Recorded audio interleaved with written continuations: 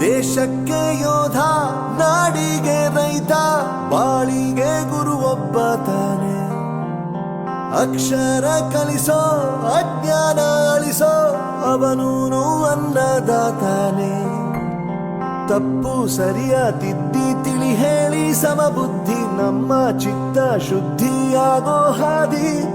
ಎಷ್ಟೇ ದೂರ ಹೋದ್ರೂ ಮರಿಬೇಡ ನಿನ್ನ ಬೇರು, ನಿನ್ನ ಸಾಧನೆಗೆಲ್ಲ ಇದುವೇ ಆದಿ. ಪಾಠಶಾಲೆ